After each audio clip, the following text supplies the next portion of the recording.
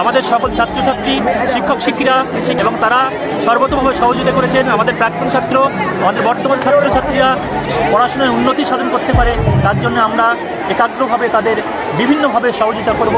আশা করি এই মেলা আমাদের সকলকে আনন্দ দেবে এবং সবাই আনন্দ উপলব্ধি করেছে। নমস্কার।